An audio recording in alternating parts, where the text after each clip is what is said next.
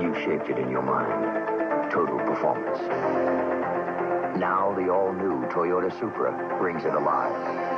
Super Power, created by a 3-liter 24-valve, 200-horsepower engine. Super Suspension, racing type, double wishbone, fully independent. Super Cockpit, where you perform. The new Toyota Supra, performance without compromise. Now the Supra dynasty begins. Who could ask for anything more?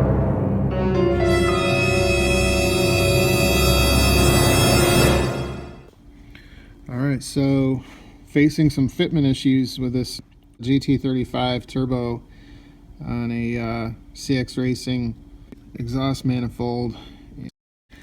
I've tried to use a 45. I've tried to use a 30 degree with a swivel. No matter what I do, I cannot get this thing to clock straight up and down because, you know, as you try to rotate this and clock it more clockwise, you don't have any room to screw in this AN fitting. I know there's a little gap between here and here, but that's really what you need to rotate the AN on. It would rub if I got it any closer. So as you can tell, it's not quite, not quite at 12 o'clock, not straight up and down. Ideally, it'd be awesome if we could, clock it a little bit more, get this away from, hitting. There's just no way you're going to get a drain and it's going to be right against this number one runner.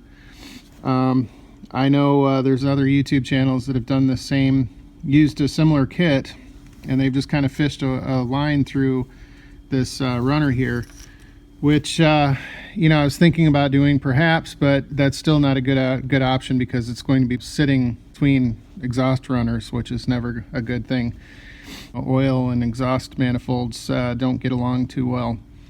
You just don't have enough room for any of the plumbing. I know some people are getting rid of the coolant.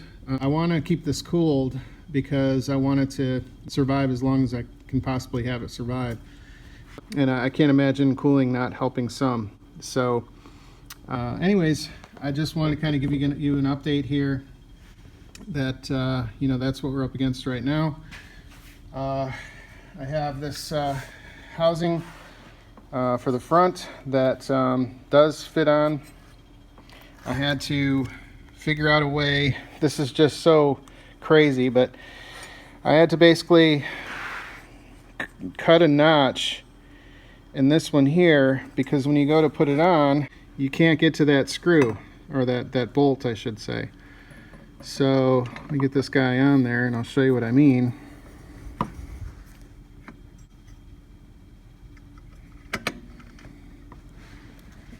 Oops, sorry for the...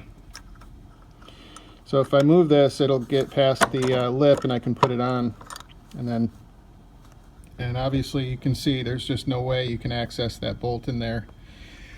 So anyways, it's like a damn jigsaw puzzle. It really is. I mean, you can't take this guy out because it hits on this exhaust housing.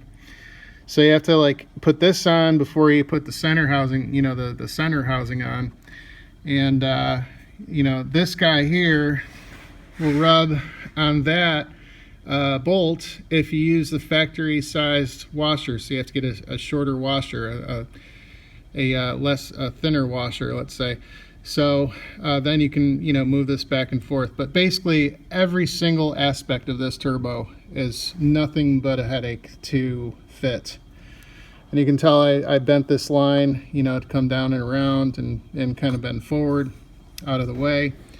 I had to have this guy cut and welded to an extreme. We had to take quite a bit of the outlet off to make that happen. So it's just not meant to be.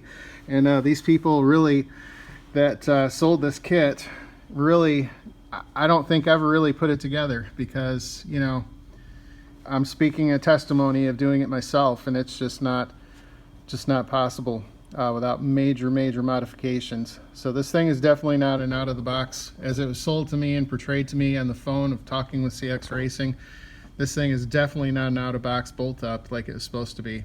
Okay, I'm going to zoom through the CX Racing website to share with you the closest match of the kit that I ordered. And this is as of February 2024.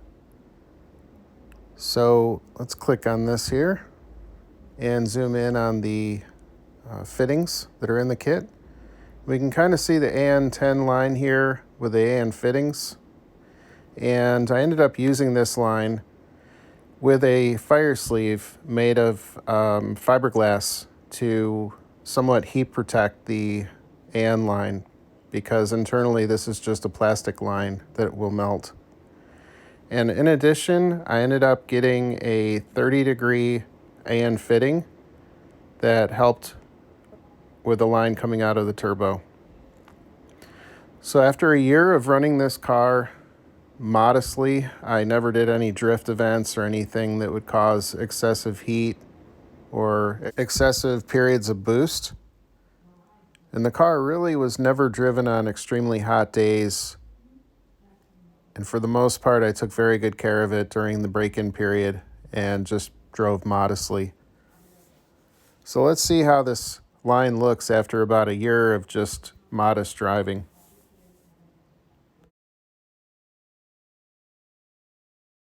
All right, so I took the flexible line off. This is what came with my turbo kit.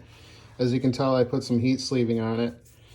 Let me try to take this off here. This is basically the line here. And even with the heat sleeving, you can see it's been pretty hot right here in this corner. And it's probably starting to get restricted. It's breaking down and crushing. And you can tell there's a lot of heat right here. You can tell the discoloration here with the heat. It used to be this color, and it was anodized black, and now it's this color. So this has taken quite a bit of heat, and it was probably just a matter of time before it ruptured. And, you know, hot exhaust manifold, ruptured oil line, not a good combination. So I will now install this other line, and wish me luck. This is not fun. This is basically like a jigsaw puzzle, and there is very, very, very little room to work in here. For those that didn't believe me, there is, I don't have better lighting at the moment. Hold on a minute, let me see if I can get a better light.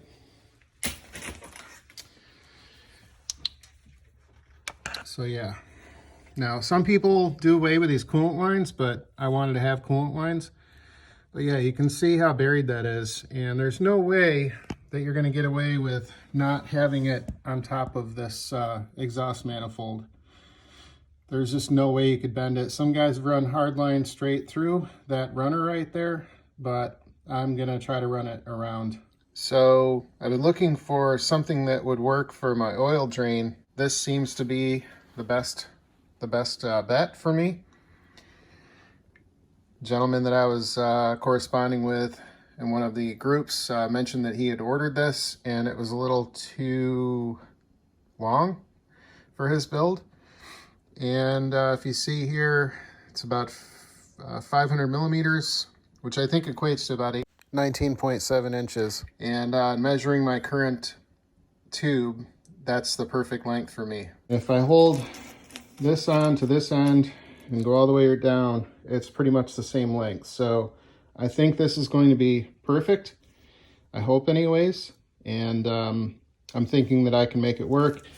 This piece of tubing that I've been using has been just a little long, but you know, it worked okay. And again, you can see that it's starting to compress from the heat in this corner. It's actually gotten better since I've removed it, but when I first pulled it out, it was pretty compressed right here. And that wasn't due to a sharp bend or anything. I was very giving in my radius, and running this through this opening here. So again, I'm pretty certain that it was only a matter of time before this guy gave out.